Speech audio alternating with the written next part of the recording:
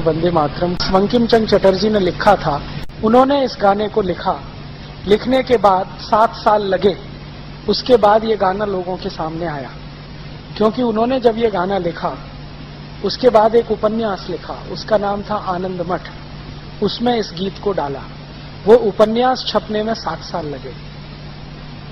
1882 में ये आनंद मठ उपन्यास का हिस्सा बना वंदे मातरम, और उसके बाद जब लोगों ने उस उपन्यास को पढ़ा तो इसका अर्थ पता चला कि वंदे मातरम क्या है। आनंद मठ उपन्यास बंकिम चंद्र चटर्जी ने लिखा था अंग्रेजी सरकार के विरोध में, और अंग्रेजी सरकार को सहयोग करने वाले उन राजा महाराजाओं के विरोध में जो किसी भी जाति और संप्रदाय के हों लेकिन अंग्रेज सरकार को सहयोग करते। फिर उसमें उन्होंने बगावत की भूमिका लिखी और ये कहा कि अब बगावत होनी चाहिए, विद्रोह होना चाहिए, ताकि इस अंग्रेजी सत्ता को हम पलट सकें, और इस तरह से वंदे मातरम को सार्वजनिक गान बनना चाहिए, ये उन्होंने घोषित किया। उनकी एक बेटी हुआ करती थी बंकिम चंद्र चटर्जी की, जिसका अपने पिताजी से बहुत मतभेद था। मतभेद किस बात पर था? उनकी बेटी कहती थी कि आपने वंदे मातरम लिखा है, इसके शब्द बहुत क्लिष्ट हैं और बोलने और सुनने वाले की ही समझ में नहीं आएंगे, तो गीत को आप ऐसा सरल बनाइए जो बोलने वाले और सुनने वाले को समझ में आए। तो उस समय बंकिम चंद्र चटर्जी ने कहा कि देखो, आज तुम्हें लगता है कि ये क्लिष्ट है, लेकिन मेरी बात याद रखो, थोड़े दिन के बाद ये गान भारत के हर नौजवान के होठों पर होगा, हर क्रांतिवीर की प्रेरणा बनेगा। उसके बाद हम सब जानते हैं कि ये घोषणा करने के लगभग 12 साल के बाद चटर्जी जी का स्वर्गवास हो गया, वो जीवित नहीं रहे। बाद में उनकी बेटी और परिवार के लोगों ने ये जो आनंद मठ पुस्तक थी जिसमें ये गान था, इसका बड़े पैमाने पर प्रचार किया। वो पुस्तक पहले बांग्ला में बनी, फिर बाद में उसका मराठी हुआ, हिंदी हुआ, तमिल, तेलुगु, कन्नड़, बहुत सारी भाषाओं में छपी, और उस पुस्तक ने क्रांतिकारियों में जोश भरने का काम किया। उस पुस्तक में क्या था? ये पूरी व्यवस्था का विरोध करें, क्योंकि ये विदेशी है, आताताई है, ऐसा वो सब था। उसमें बहुत सारी ऐसी जानकारियां थी जो लोग सुनकर उबलते थे, जानकर उबलते थे।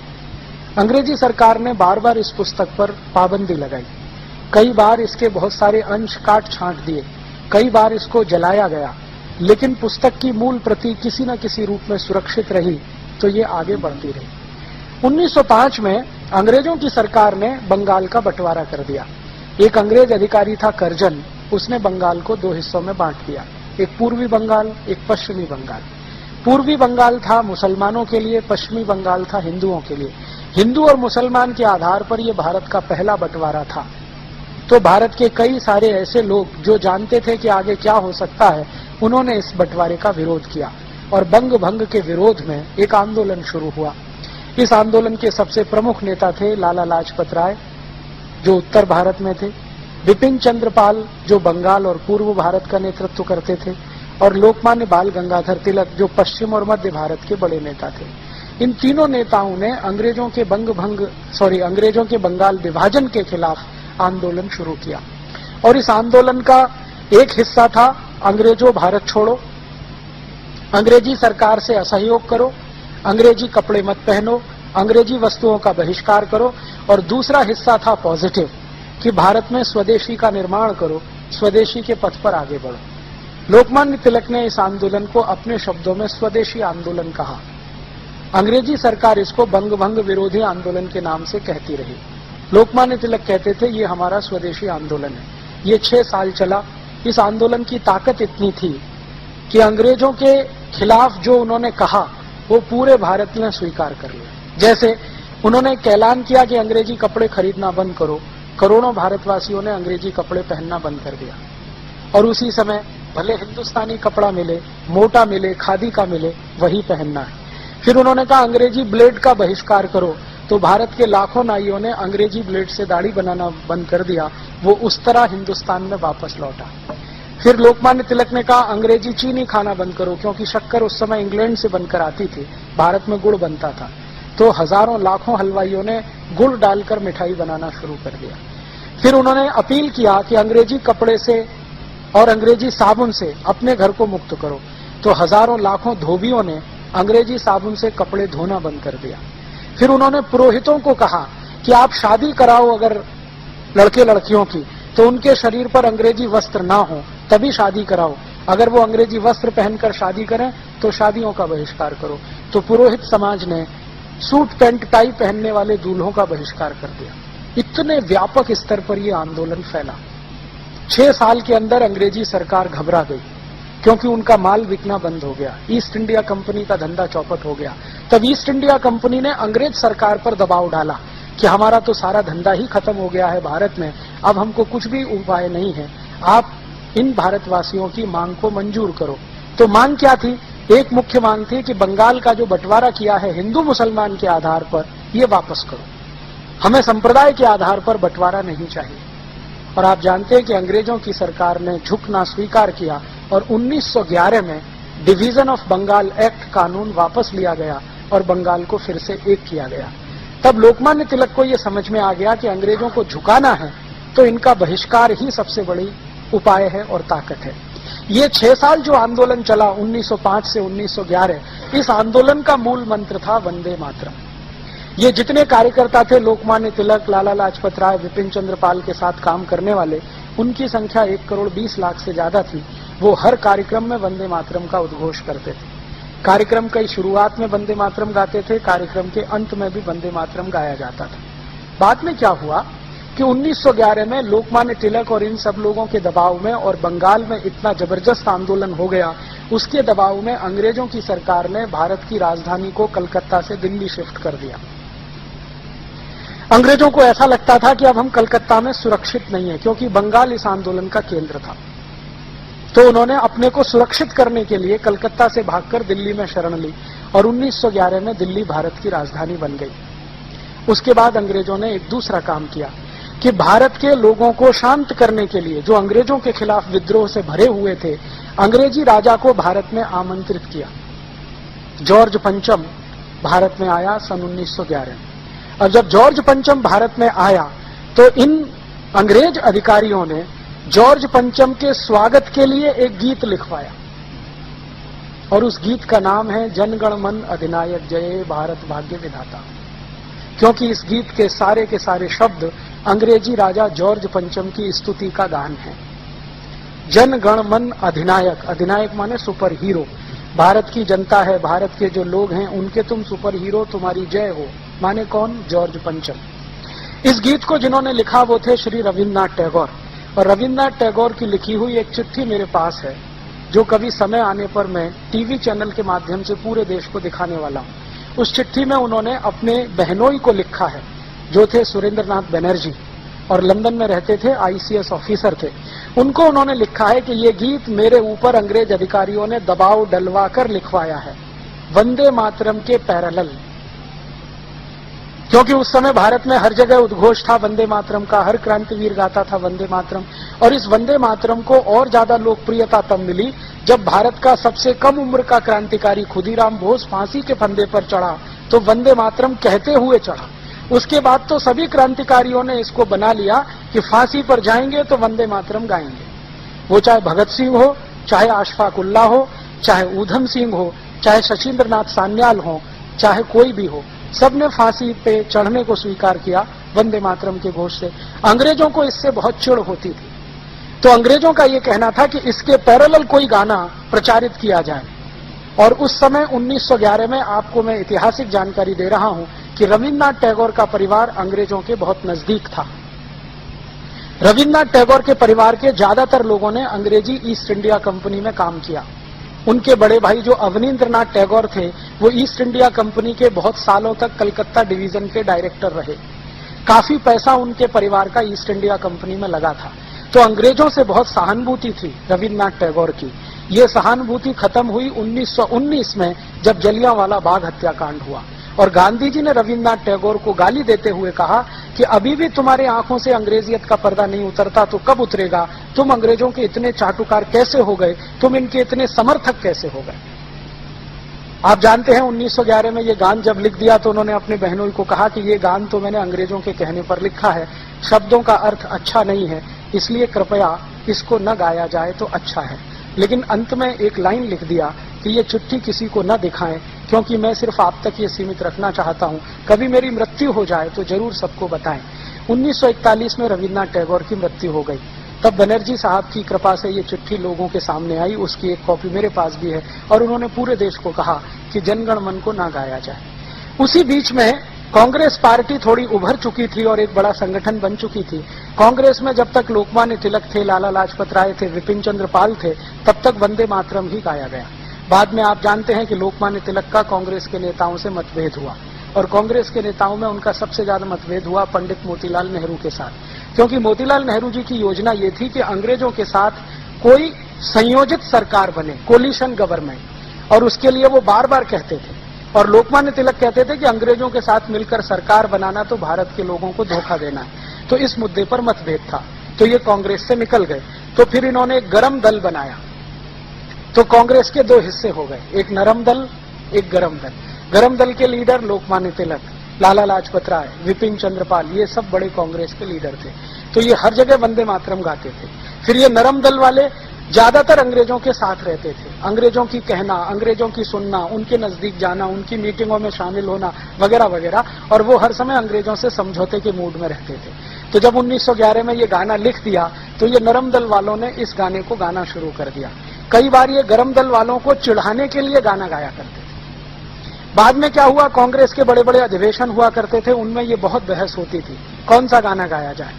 तो वंदे मातरम पर सबकी सहमति होती थी, लेकिन नरम दल का छोटा सा एक गुट था जो अंत में फिर जनगण मन गा लेता था। बाद में क्या हुआ कि ये नरम दल के कुछ खुराफाती लोगों ने एक वायरस छोड़ दिया, और वो वायरस ये छोड़ दिया कि ये मुसलमानों को नहीं गाना चाहिए क्योंकि इसमें बुत परस्ती है, माने बुत की पूजा है। मुसलमानों को आप जानते हैं कि बड़ा करंट लगता है ये सुनते ही, तो बिना सोचे समझे उनको करंट दौड़ गया।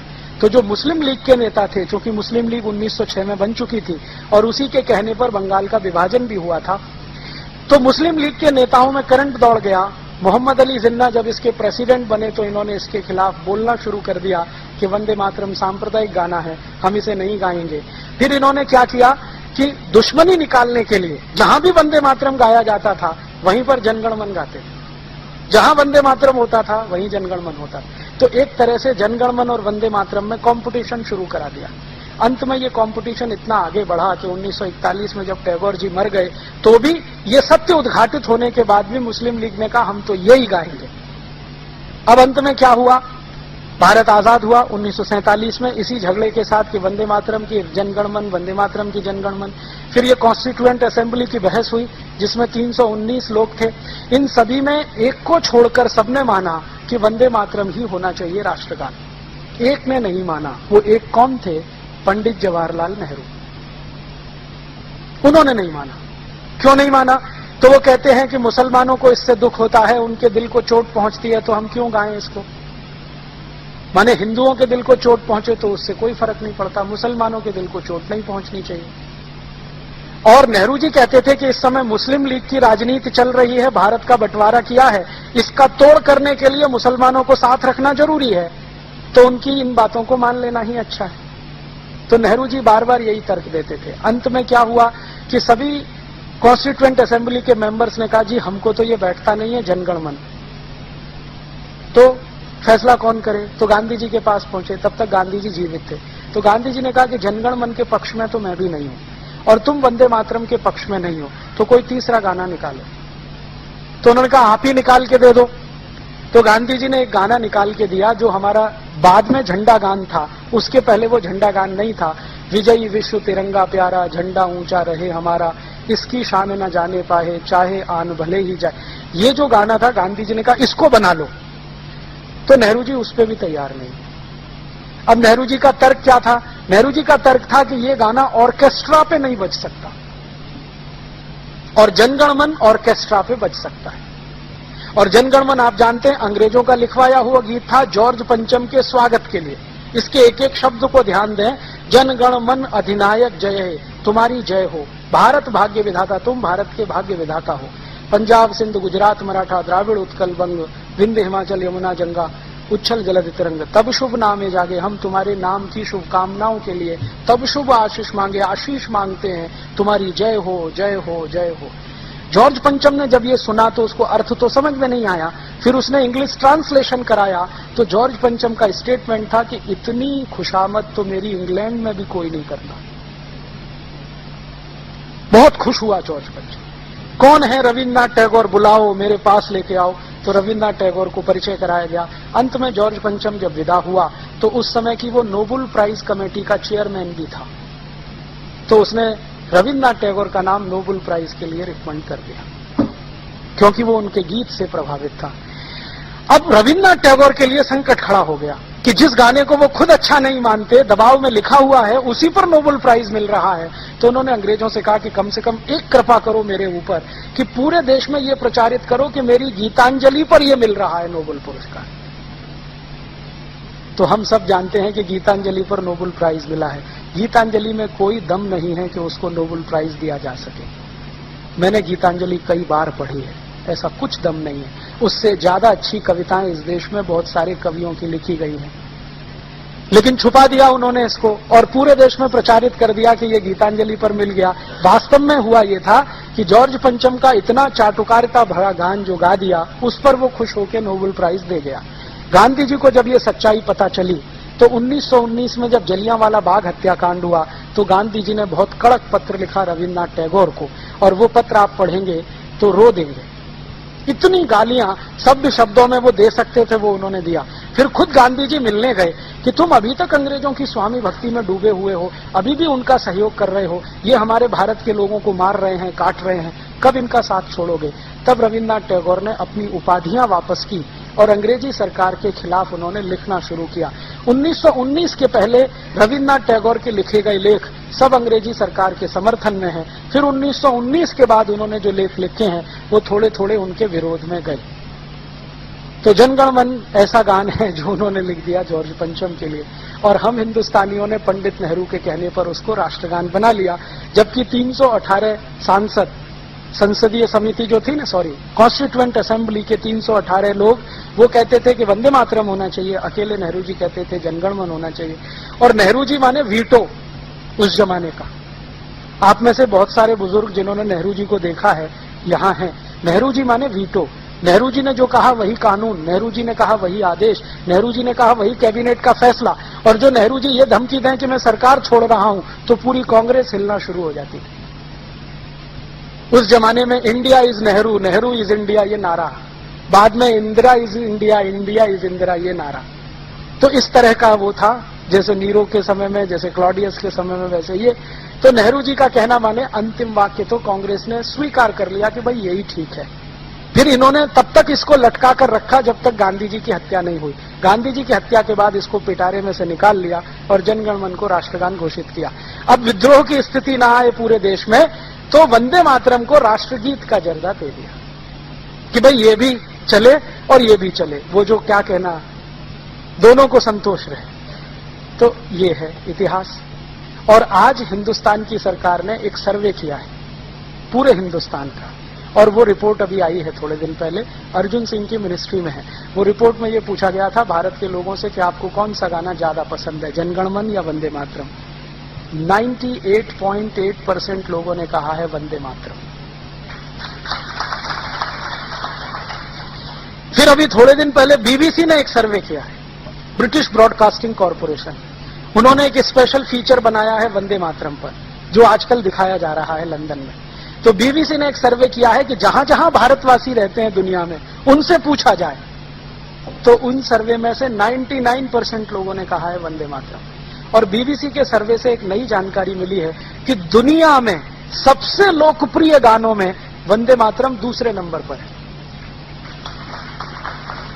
दुनिया में बहुत सारे देश इसको समझते नहीं है, लेकिन इसकी जो लय है ना और इसका जो संगीत है, वो कहते हैं कि ये हम में जज्बा पैदा कर देता है। इसमें संगीत और लय देने का काम किया था पंडित विष्णु दिगंबर पलुस्कर ने। बहुत बड़े संगीतज्ञ थे, हम सब जानते हैं। विष्णु दिगंबर पलुस्कर ने इसकी लय बनाई, और इसमें ये जो आज जिस लय में हम गाते हैं ना, ये उनकी दी हुई है, विष्णु दिगंबर पलुस्कर की। उन्होंने ये लय बनाकर गाना शुरू किया, और बीच में जो संगीत भरा गया है वो भी उन्हीं के समय का है। बाद में ये वंदे मातरम लता मंगेशकर ने गाया, आशा भोसले ने गाया, थीम वही है जो विष्णु दिगंबर पलुस्कर की है। तो ये इतिहास है वंदे मातरम का, और उसके साथ है जनगण मन का। अब हम तय करें क्या गाना है।